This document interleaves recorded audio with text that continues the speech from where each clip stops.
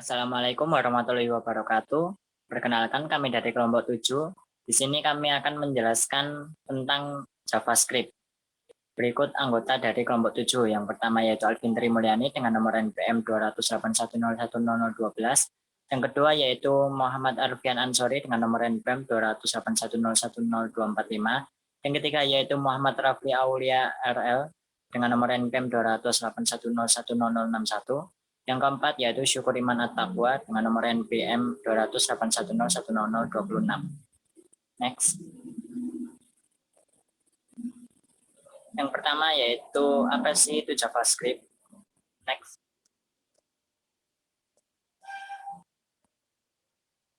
Nah, yang pertama yaitu sejarah JavaScript. JavaScript pertama kali diciptakan oleh Brendan Eich, seorang karyawan Netscape pada tahun 1995. Netscape kala itu merupakan perusahaan software ternama yang dikenal dengan web browser miliknya, Netscape Navigator. Netscape kemudian bekerja sama dengan Sun, saat ini yang bernama Oracle, yang kala itu memegang lisensi Java. Kerjasama itu membawa Netscape mengubah nama LiveScript menjadi JavaScript dengan alasan kebutuhan marketing. Tidak lama berselang, Microsoft membuat bahasa baru yang disebut JScript yang diaplikasikan pada browser Internet Explorer miliknya. Pada dasarnya, JavaScript adalah hasil adopsi dari JavaScript. Netscape akhirnya mencoba melakukan standarisasi terhadap JavaScript. Pada tahun 1997, JavaScript berhasil diajukan ke ECMA Internasional dengan label ECMAScript. Next. Setelah itu yaitu pengertian JavaScript. JavaScript adalah bahasa pemrograman yang digunakan dalam pengembangan website agar lebih dinamis dan interaktif. JavaScript atau kita singkat menjadi JS merupakan bahasa pemrograman jenis interpreter sehingga tidak memerlukan compiler untuk menjalankannya. JavaScript memiliki fitur-fitur seperti berorientasi objek, client-side, high-level, programming, dan loosely type. Next. Nah, berikut adalah versi dari JavaScript dari ECMAScript. Yang pertama yaitu ECMAScript 1 atau pada tahun 1997 atau edisi pertama. Yang kedua yaitu ECMAScript 2 pada tahun 1998. Di sini terjadi perubahan editorial saja. Setelah itu ada ECMAScript 3 pada 1999. Berikutnya yaitu yang menambahkan ekspresi reguler, menambahkan try atau catch. Yang keempat yaitu ada ECMAScript 4 atau yang tidak pernah dirilis pada publik. Yang kelima yaitu ada ECMAScript 5 pada tahun 2009.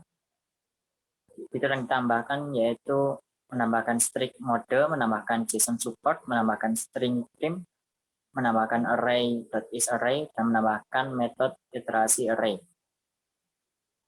Setelah itu ada ECMAScript 5.1 pada tahun 2011 untuk perubahan editorial saja. Setelah itu pada ECMAScript pada tahun 2015 menambahkan let dan const, menambahkan nilai parameter default, dan menambahkan array find dan array find index. Setelah itu ada ECMAScript pada tahun 2016 menambahkan exponential operator, menambahkan array.prototype.input. Setelah itu ada ECMAScript pada tahun 2017 untuk menambahkan string padding, menambahkan new object properties, menambahkan async function, menambahkan shared memory. Yang terakhir yaitu ada ECMAScript 2018 menambahkan class atau spread properties, menambahkan asynchronous iteration, menambahkan promise.finally, dan penambahan pada regexp. Next. Nah, selanjutnya yaitu versi dari JavaScript itu sendiri. Yang pertama yaitu ada JavaScript 1.0 pada tahun 1996 yang membedakan salah satunya yaitu pada browsernya. Di sini pada JavaScript 1.0 menggunakan Netscape 2. Setelah itu ada JavaScript 1.3 pada 1998 menggunakan browser Netscape 4. Setelah itu ada JavaScript 1.5 pada tahun 2000 menggunakan browser Netscape 6. Setelah itu ada lagi yaitu JavaScript 1.5 pada tahun 2000 menggunakan Firefox 1 dan JavaScript 1.8.5 pada tahun 2011 menggunakan Firefox 4. Next.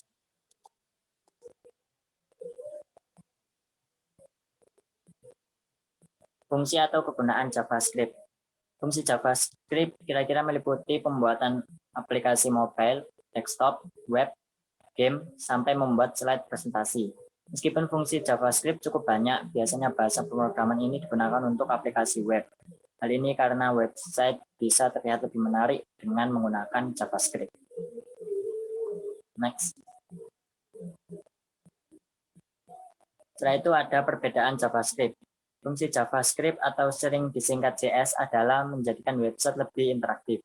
Skrip baca pemrograman ini berjalan di browser, bukan server, dan biasanya masuk ke library pihak ketiga untuk menyediakan fungsionalitas tingkat lanjut tanpa mengharuskan developer melakukan coding dari awal.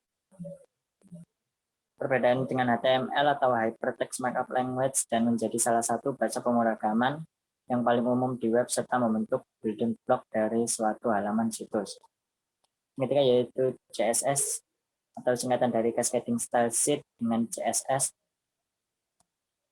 Para webmaster bisa mengatur style serta menentukan tampilan setiap jenis konten. Next. Selanjutnya yaitu kelebihan JavaScript. Yang pertama yaitu tidak memerlukan compiler karena web browser mampu menginterpretasikannya dengan HTML. Yang kedua yaitu lebih mudah dipelajari daripada bahasa pemrograman lainnya. Yang ketiga yaitu proses pencarian dan penanganan error atau kesalahannya lebih mudah. Yang keempat bisa berfungsi sebagai elemen halaman web atau event tertentu, misalnya klik atau mouse over. Yang kelima yaitu bisa berfungsi sebagai browser, platform, dan lain-lain. Yang keenam yaitu bisa menggunakan bahasa pemrograman ini untuk memvalidasi input dan meminimalkan proses untuk memeriksa data secara manual. Yang ketujuh yaitu website menjadi lebih interaktif dan juga mampu menarik perhatian lebih banyak pengunjung. Dan yang terakhir yaitu lebih cepat dan ringan daripada bahasa pemrograman lainnya. Next. Setelah itu ada kekurangan JavaScript. Yang pertama yaitu berisiko tinggi terhadap eksploitasi. Yang kedua bisa disalahgunakan untuk mengaktifkan kode berbahaya di komputer pengguna. Yang ketiga yaitu tidak semua browser dan perangkat selalu mendukung bahasa pemrograman ini. Yang keempat yaitu JS Code snippet agak banyak. Yang terakhir yaitu bisa dirender secara berbeda-beda pada masing-masing perangkat yang malah mengarah ke inkonsistensi. Next.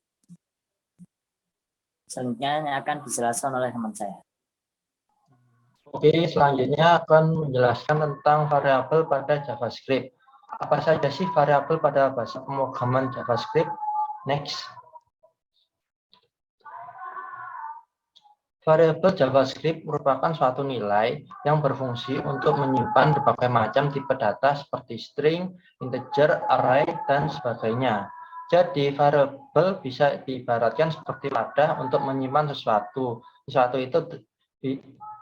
itu biasanya berisi dari nilai-nilai dari tipe data yang telah saya jelaskan tadi. Pada variabel sendiri terdapat beberapa jenis variabel, yaitu dapat dirubah dan tidak dapat dirubah. Next. Variabel dapat dirubah. Variabel yang dimaksud ialah variabel var dan let. Dengan menggunakan variabel tersebut, kita dapat mendeklarasikan variabel tersebut secara berulang. Akan tetapi, dari dua variabel tersebut memiliki perbedaan dalam mendeklarasikan variabel tersebut secara berulang, yaitu variabel var tidak memperdulikan posisi pada mendeklarasikan variabel, sementara variabel let sebaliknya harus memperhatikan posisi terlebih dahulu saat mendeklarasikan variabel. Next. Berikut contoh dari var dan let. Di sini var-nya saya ini berikan nama X sama dengan 10 dan let-nya saya berikan Y, nama Y yang berisikan nilai 20. Di sini saya saya tampilkan ke konsol, yaitu X di luar sebelum, maka hasilnya adalah 10, dan Y di luar sebelum 20. Nah, kita buka kurung Kurawah, dan kita inisialisasi nilai Y lagi. Nilai Y sama dengan 30 dan X sama dengan 25. Nah, dari hasil tersebut akan mendapatkan X di dalam 25 dan Y di dalam 30. Sementara itu,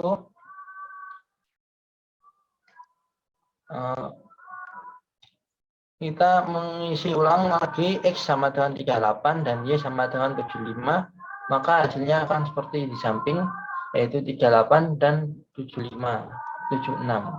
Next. Variabel tidak dapat dirubah.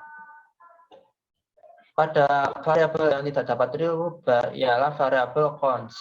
Variabel ini baru dikenalkan secara publik pada tahun 2015 di versi ES atau ESM versi 6. Adapun beberapa poin dari yang penting pada variabel const, yaitu variabel const tidak dapat didefinisikan ulang atau sekali definisi saja. Sementara variabel var dan let dapat mendefinisikan ulang variabel tersebut. Untuk variabel const juga memperhatikan posisi pada saat mendeklarasikan variabel seperti variabel let. Next. Berikut adalah contoh penggunaan variabel const. Dapat dilihat pada baris 11 pada JavaScript itu terjadi error. Errornya karena variabel yang seperti saya bilang tadi tidak dapat diisi ulang kembali. Jadi nilainya itu akan tetap dan tidak dapat dirubah. Akan tetapi nilai tersebut dapat dideklarasikan ulang pada blok berikutnya, seperti contoh pada baris 6 sampai baris 9. Next. Nah, pada variabel juga ada peraturan pada penamaannya, yaitu yang pertama, pada penulisan nama variabel tidak boleh ada unsur spasi. Seperti contoh ini, yaitu var nama spasi saya. Ini tidak boleh, nanti variabel tidak akan terdeteksi oleh JavaScript. Yang kedua, tidak boleh diawali dengan angka. Seperti contoh berikut, yaitu contoh var 1 sama dengan nama. Yang ketiga, disarankan menggunakan penulisan caramel case, yaitu penulisan ada huruf pertama itu kecil, dan untuk kata kedua huruf berikutnya angka pertamanya harus besar.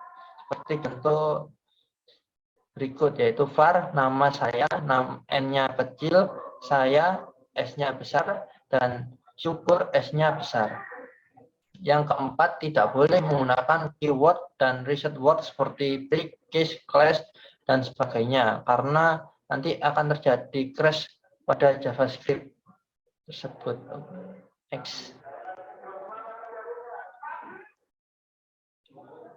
Selanjutnya kita akan membahas tipe data JavaScript. Apa saja tipe data pada JavaScript? Next.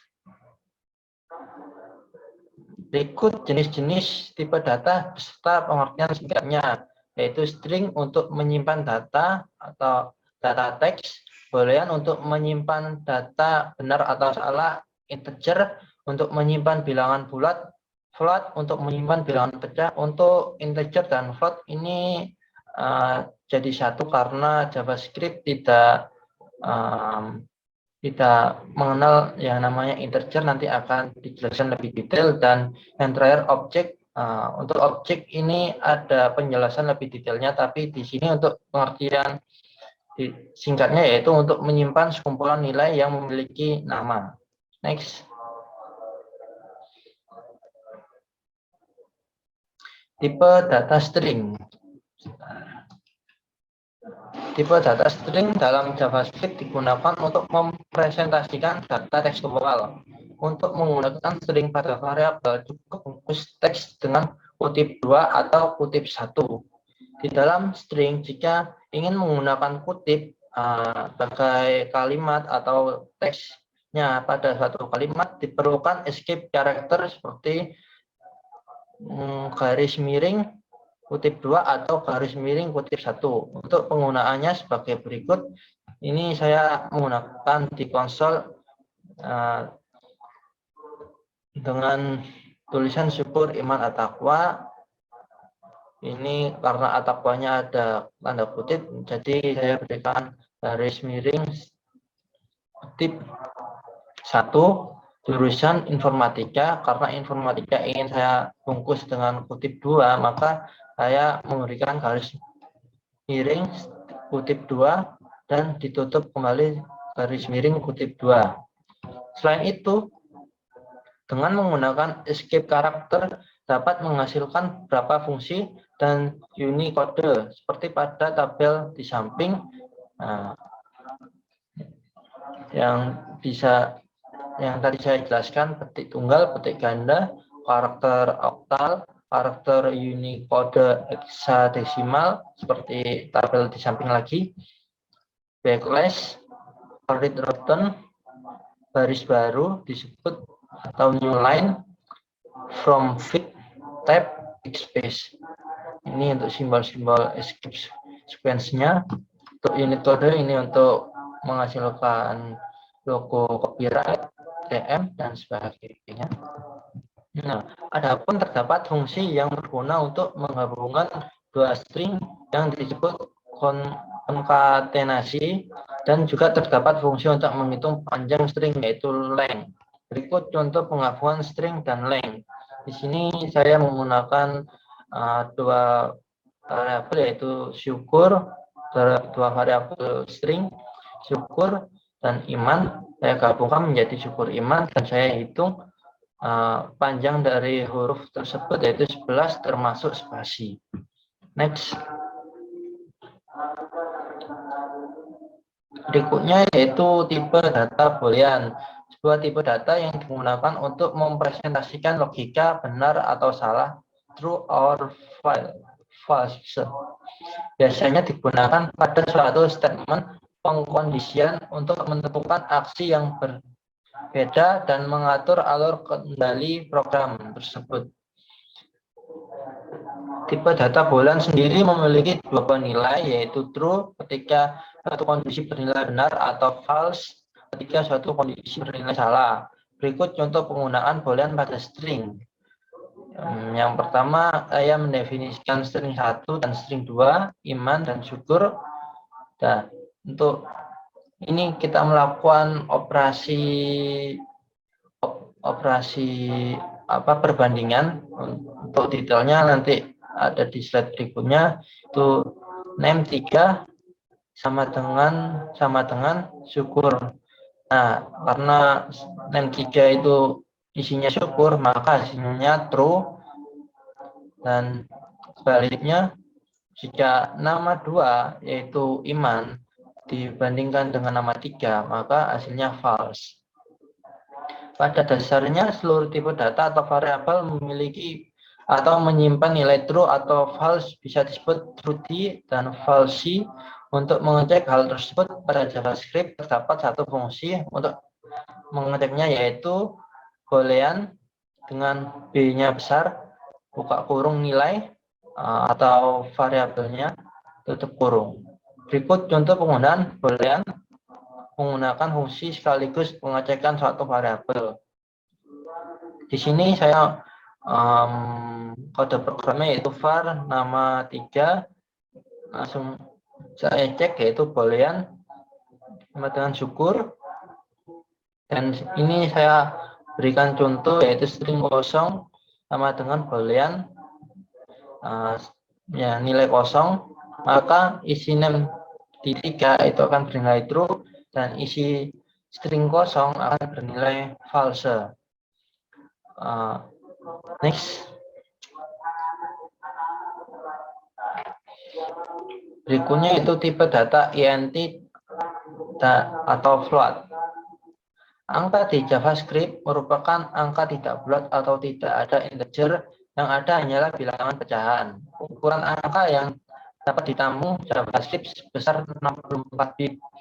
Untuk menampilkan integer pada JavaScript, sebenarnya yang diproses merupakan bilangan pecahan. Untuk bilangan pecahan pada integer memiliki keakuratan besar 15 digit. Berikut maksud dari 15 digit pada integer.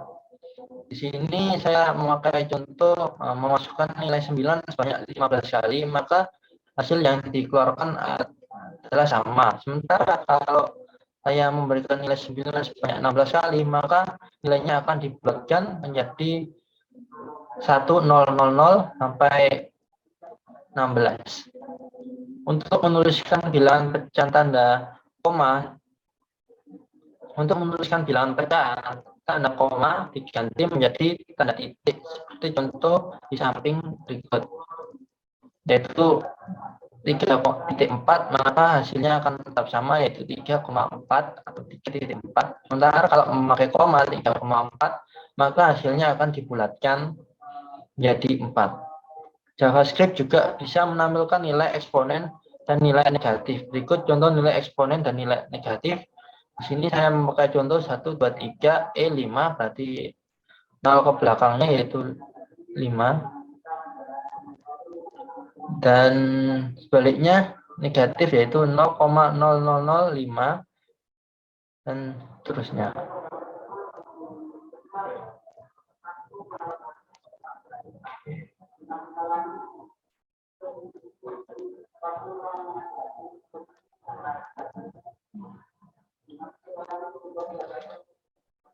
Berikut urutan bit penggunaan angka pada JavaScript seperti pada di gambar, yaitu fraction 52 bit, eksponen 11 bit, dan sing berapa bit itu kurang jelas, mungkin sekitar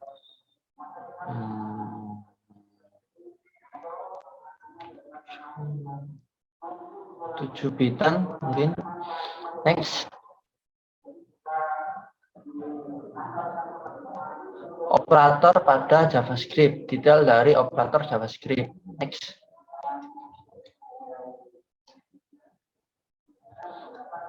Operator dalam JavaScript adalah sebuah simbol yang digunakan untuk melakukan suatu operasi. Jenis-jenis operator sendiri terdiri dari beberapa, yaitu dari fungsinya itu ada binary, ternary, dan unary. Binary merupakan suatu operasi yang membutuhkan dua operan seperti aritmatika atau operasi matematika, penugasan, untuk detailnya akan dibahas, perbandingan akan dibahas, logika akan dibahas, string itu suatu operasi pada string seperti contoh-contoh sebelumnya, penambahan string dan sebagainya. Ternary itu membutuhkan 3 operan untuk melakukan operasi seperti kondisional, yang akan dibahas nanti. Berikutnya yaitu unary, membutuhkan 1 operan saja untuk melakukan operasi. Contohnya seperti type of akan dibahas nanti. Oke, next. Operasi penugasan dan perbandingan. Operasi penugasan dan perbandingan sendiri biasanya digunakan paling sering pada saat manipulasi suatu variabel. Salah satunya yang paling digunakan ialah tanda sama dengan, lebih kurang dari, dan lebih dari, dan sebagainya. Pada operasi penugasan terdapat beberapa fungsi lainnya. Berikut tabel fungsi operasi penugasan, yaitu yang pertama sama dengan pengisian nilai, plus sama dengan pengisian dan penjumlahan, min plus pengisian dan pengurangan,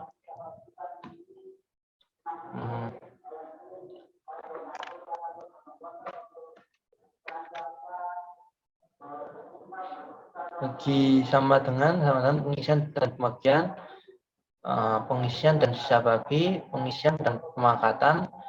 Berikut contohnya ada di samping dan penjelasannya. Itu kalau A plus sama dengan B itu sama dengan A, sama dengan A plus B dan sebagainya. Pada operasi perbandingan terdapat beberapa fungsi berikut tabel fungsi operasi perbandingan seperti sama dengan, identik dengan, tidak sama dengan, tidak sama dengan, tidak identik dengan, kurang dari, lebih dari, kurang dari, atau sama dengan, lebih dari, atau sama dengan. Itu hasilnya itu true, true, true, true. Jika A sama dengan B, jika A sama dengan B dan memiliki tipe data yang sama dan sebagainya. Next. Operator logika biasanya digunakan untuk menentukan suatu logika dan beberapa ekspresi. Pada operator logika terdapat beberapa simbol, diantaranya and, or, and not. Berikut contoh dari penggunaan operator logika. Seperti pada di layar, yaitu var x sama dengan 10, x lebih sisa bagi 2 sama dengan 0, itu true. Jika digabungkan dengan dua kondisi, maka hasilnya false karena salah satu tidak memenuhi. Jika dua-duanya memenuhi, maka akan nilainya true. Sebaliknya, jika or itu salah satu memenuhi, maka nilainya akan true. Jika keduanya tidak memenuhi, maka nilainya false. Dan simbol not itu kayak membalikan nilai fungsi seperti di samping. X lebih besar dari 15 kalau hasilnya false, jadi true karena ada simbol not, dan seterusnya. Next. Operator type of. Operator ini digunakan mengecek tipe data apa pada variabel tersebut. Pada operator ini cukup hanya memasukkan variabelnya aja untuk mengecek tipe data. Berikut contoh penggunaan type of. Nah, itu ada yang langsung seperti ini, ada number, string, dan boolean. Ada yang dibungkus variabel terlebih dahulu di samping. Oke, next. Operator kondisional. Operasi ini digunakan untuk melakukan pengecekan pada suatu kondisi dan menentukan nilai yang dihasilkan ketika kondisinya pada nilai true atau false. Pada dasarnya ini kayak menggabungkan beberapa fungsi yang telah dijelaskan tadi menjadi seperti ini.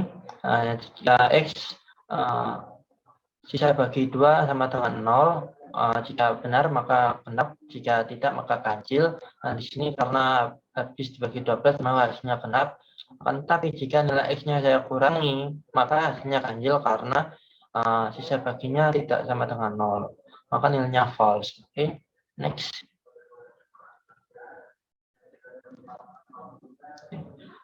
Selanjutnya akan dijelaskan teman saya. Oke.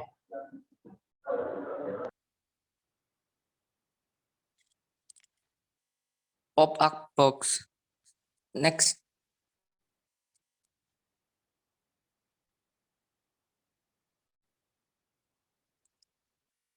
Jenis-jenis pop-up box. Terdapat 3 jenis pop-up dalam JavaScript, yaitu yang pertama alert box, confirm box, dan form box. Penggunaan alert box umumnya digunakan pada saat sang pemilik website ingin memberikan informasi singkat kepada pengunjung website. Kedua, confirm box digunakan pada saat pemilik website ingin meminta konfirmasi terhadap tindakan yang dilakukan oleh pengunjung. Biasanya diterapkan pada kolom registrasi data. Form box digunakan pada saat pemilik website ingin para pengunjung untuk merespon suatu tindakan melalui kolom teks yang diberikan. Next. Cara membuat pop-up dengan JavaScript. Nah, yang pertama, kita tambahkan kode yang ada di bawah, pada gambar di bawah. Nah, kemudian pada bagian tag body, tambahkan kode pada gambar di bawah. Jika sudah kita tambahkan, nantinya isi dari bagian body akan menjadi seperti gambar berikut. Keberadaan kode tag button nantinya akan berpengaruh pada respon setiap pop-up yang akan kita gunakan. Next. Pop-up alert box. Untuk menampilkan pop-up jenis alert box pada bagian script, tambahkan kode yang ada di bawah.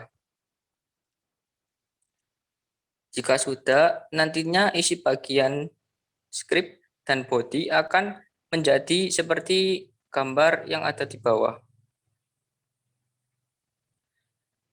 Kemudian pada website dijalankan, ketika pengguna menekan tombol yang telah disediakan, pop-up akan muncul secara otomatis, berisikan tulisan yang sebelumnya yang telah kita masukkan seperti gambar hasil berikut.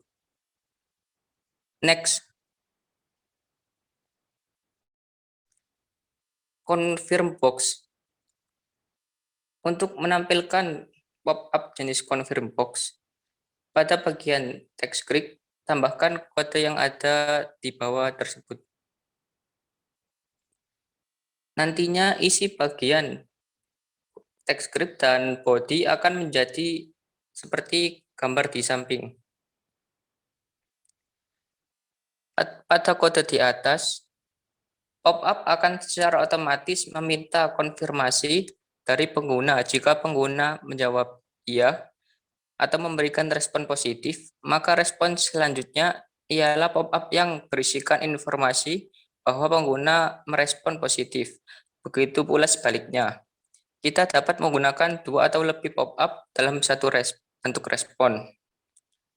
Dan hasilnya ada contoh gambar di bawah tersebut. Next. Perulangan. Perulangan membantu kita untuk mengeksekusi kode yang berulang-ulang, berapapun yang kita mau. Next. Perulangan for. Perulangan for merupakan perulangan yang termasuk dalam quoted loop atau karena sudah jelas beberapa kali ia akan mengulang. Nah, di sini kita akan melihat flowchart perulangan for. Yang pertama ada start, kemudian I sama dengan 0 adalah hitungan awal untuk perulangan.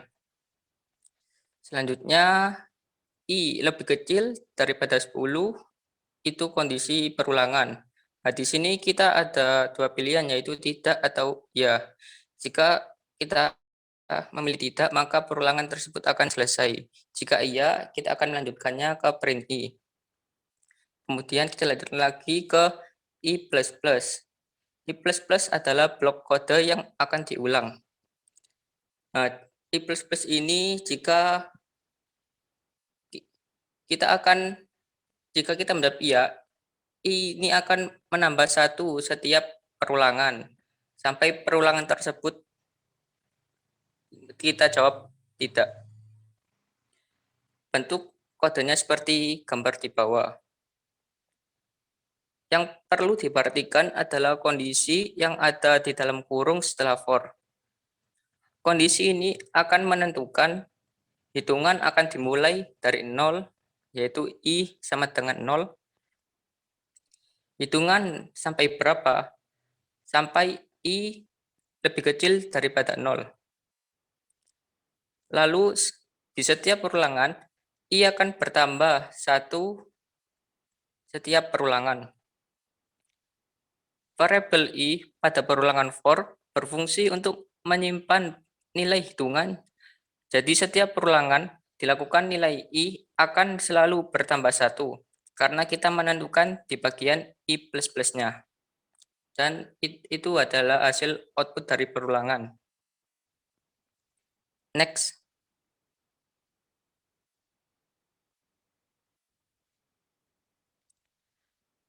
Perulangan while di JavaScript. Perulangan while merupakan perulangan yang termasuk dalam perulangan uncounted loop. Perulangan while juga dapat menjadi perulangan yang counted loop dengan memberikan counter di dalamnya. Untuk memahami perulangan ini, kita akan melihat contoh di bawah tersebut. Kita coba perhatikan blok kode while. Di sana, perulangan akan terjadi selama variabel ulangi bernilai true. Lalu kita menggunakan fungsi confirm, yaitu apakah Anda mau mengulang atau tidak. Selama kita memilih OK pada dialog konfirmasi, maka variabel ulangi akan terus bernilai true. Tapi kalau kita pilih cancel atau tidak, maka variabel ulangi akan bernilai false atau salah. Saat variabel ulangi bernilai false, maka perulangan akan dihentikan. Next. Percabangan. Next. Percabangan if di JavaScript. Percabangan if merupakan bentuk percabangan yang paling sederhana jika dibandingkan dengan bentuk percabangan lain. Bentuk umumnya seperti berikut, yaitu if kondisi. Pernyataan. Percabangan if hanya memiliki satu kondisi. Setiap perintah program yang ada dalam blok if akan dieksekusi saat kondisi yang ditetapkan bernilai benar atau true. Nah, contohnya kita kasih variabel A bernilai 10. Kemudian percabangan if akan mengecek kondisi apakah A sama dengan sama 10. Kondisi ini bernilai true atau benar. Nah, sehingga perintah pada dokumen Word berisi variabel A berisi nilai 10. Nah, kemudian akan dieksekusi. Bagaimana jika kondisi tidak terpenuhi atau salah? Karena percabangan if hanya akan mengajarkan ketika kondisi terpenuhi. Jika tidak terpenuhi, maka program tidak akan menjalankan perintah apapun yang didefinisikan dalam blok if. Agar program dapat mengeksekusi pernyataan alternatif, maka kita perlu menambahkan blok else. Next.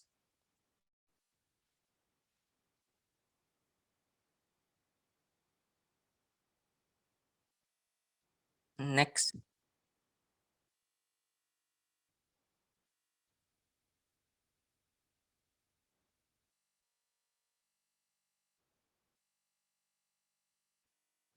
Next.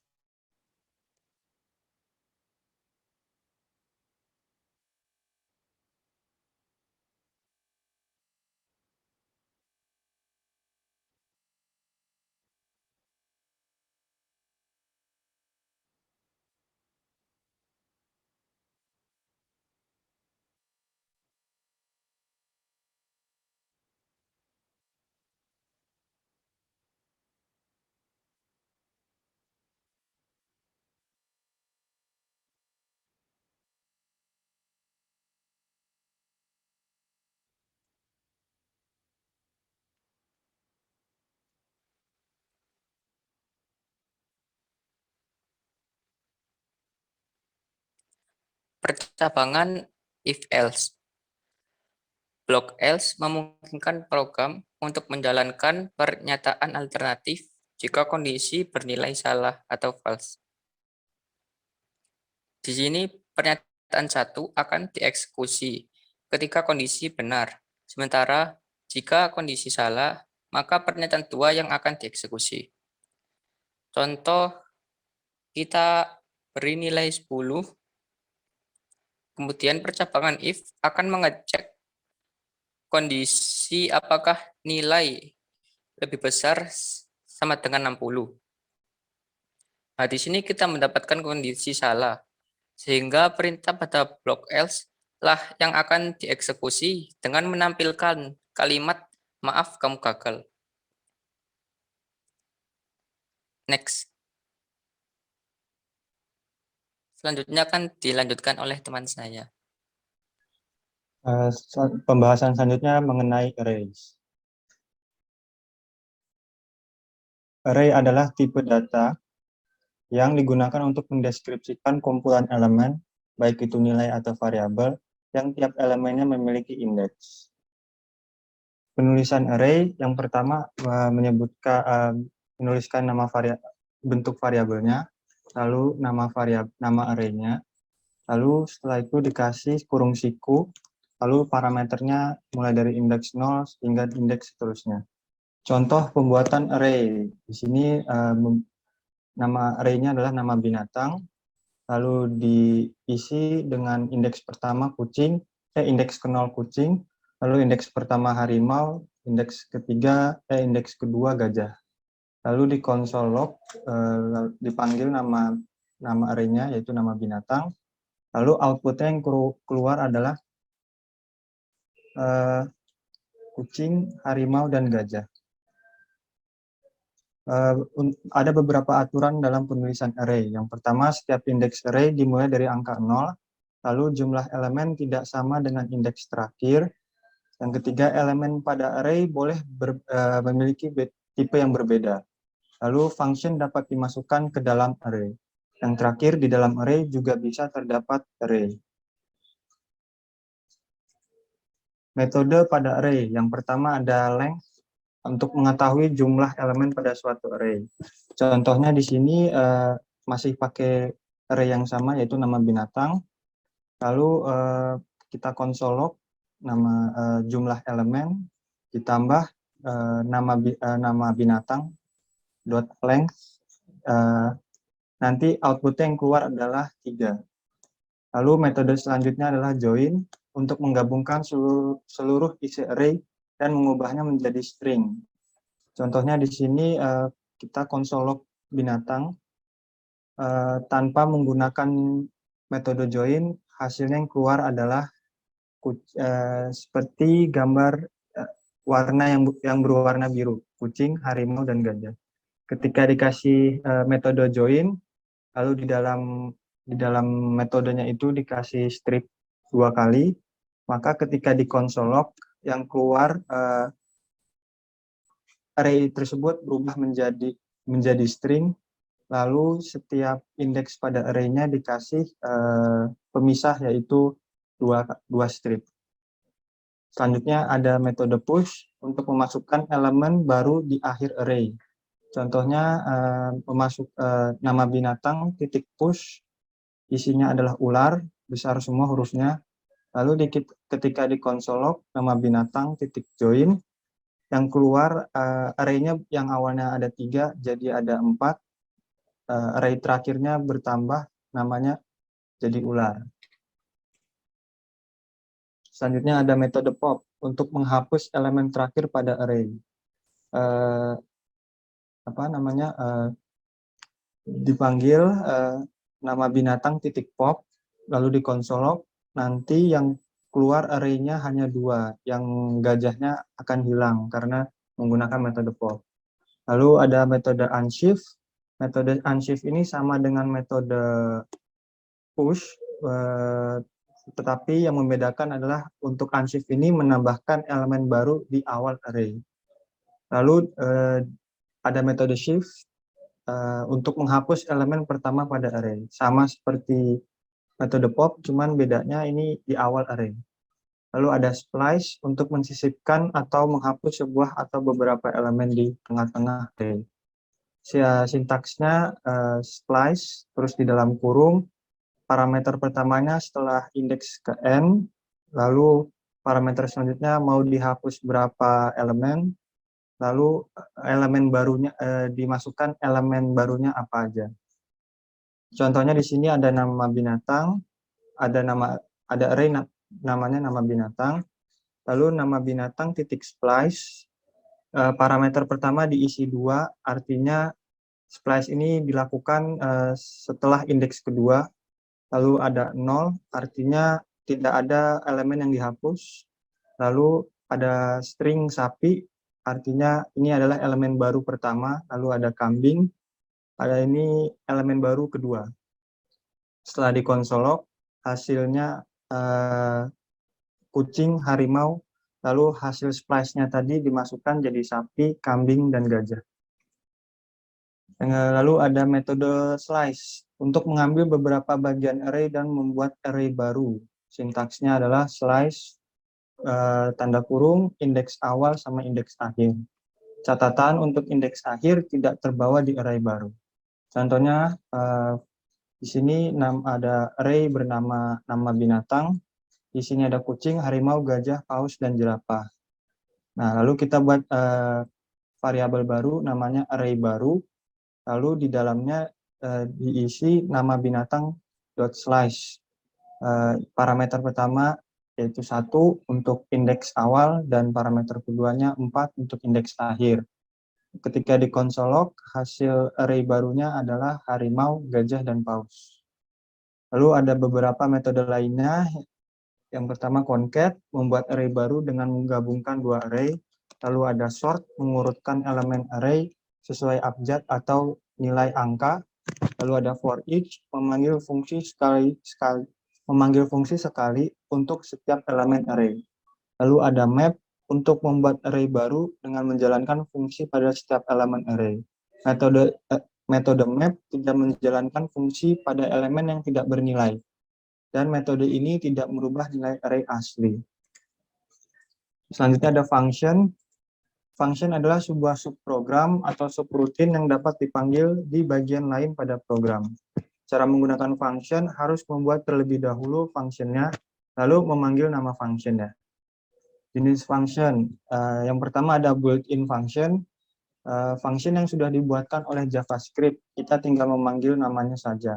Contohnya untuk function math itu ada math.random, untuk menghasilkan angka secara random atau acak. Lalu ada math round untuk membulatkan suatu bilangan. Lalu ada math floor untuk membulatkan suatu bilangan nilai terkecilnya. Lalu dan lain-lain. Contohnya ini ada lab pembulatan sama dengan math round. Di dalamnya ada math random dikali 10. Ketika di konsol log, hasil pembulatannya adalah 9.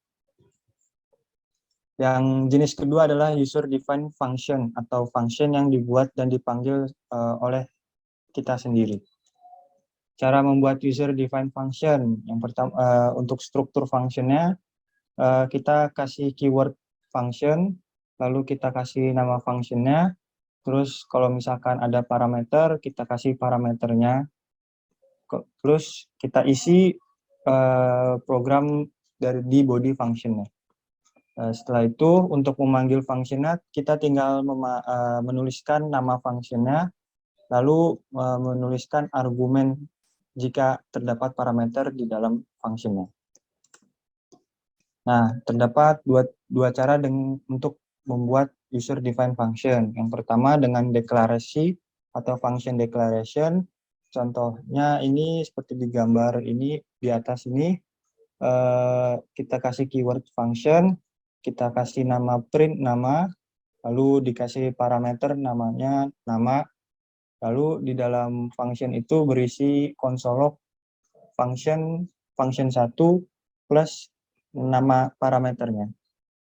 Lalu ketika untuk memanggil functionnya tinggal tulis print nama, lalu diisi argumennya roughly. Lalu outputnya bisa dilihat di sebelah kanan, hasilnya adalah function 1.2 roughly. Yang kedua dengan cara ekspresi atau function expression. Untuk penulisannya kita membuat suatu variabel terlebih dahulu. Contohnya di sini namanya print nama 2. Lalu baru kita tulis keyword function dan parameternya. Setelah itu diisi isi functionnya itu apa. Di sini console log function 2.2 plus nama parameternya. Terus lalu dipanggil functionnya dengan menuliskan print nama 2, argumennya diisi dengan body. Lalu dapat dilihat outputnya di sebelah kanan, hasilnya adalah function 2.2 body. Contoh menghitung volume kubus. Di sini tulis dulu keyword functionnya, lalu kasih nama functionnya yaitu volume kubus. Lalu dikasih parameter panjang rusuk. Lalu di dalam functionnya kita tulis return math pow atau untuk singkatan dari power. Lalu di dalam kurungnya ini panjang rusuk, parameter panjang rusuk dan 3 atau untuk pangkatnya. Lalu tinggal di konsol log hasil lalu nama fungsinya volume kubus, argumennya 20, hasilnya adalah 8.000. Lalu selanjutnya ada objek. Objek secara umum objek adalah kumpulan sebuah nilai yang memiliki nama. Di dalam objek tersebut bisa terdapat number, string, boolean, array, dan function. Variabel yang ada di dalam objek bernama property atau atribut, sedangkan function yang ada di dalam objek bernama metode atau method. Cara membuat objek, yang pertama dengan objek literal, mendefinisikan dan membuat objek dalam satu pernyataan. Di sini kita kasih let sama namanya mahasiswa, lalu diisi atributnya nama, nilainya roughly, NPM nilainya NPM-nya, lalu jurusan nilainya informatika. Ketika di konsolog nama objeknya mahasiswa, maka hasil konsolognya adalah menampilkan seluruh atribut-atribut yang ada di dalam objek mahasiswa. Selanjutnya ada konstruktor, untuk menentukan konstruktor objek, lalu kemudian buat objek dari tipe yang sudah dibuat. Nah, di sini untuk membuat konstruktor menggunakan keyword function, lalu nama objeknya apa? Nah, di sini pakai nama objeknya mahasiswa, M-nya besar, lalu dikasih parameter yang pertama nama, yang kedua NPM, dan yang ketiga jurusan. Untuk this.nama itu untuk mendefinisikan atribut nama, lalu diisi dengan parameter nama. Lalu this.npm untuk mendefinisikan atribut npm, lalu diisi nilainya parameter npm. Lalu this.jurusan untuk mendefinisikan atribut jurusan, lalu diisi nilainya jurusan. Nah, untuk membuat suatu objek, kita definisikan, kita beri dulu variabel. Misalkan di sini MHS1, lalu kita panggil objeknya. Di sini new mahasiswa. Lalu diisi parameter-parameternya. Contohnya di sini ada roughly, terus ada NPM-nya, lalu informatika. Nah, di dalam memanggil objek ini juga bisa dengan cara satu persatu.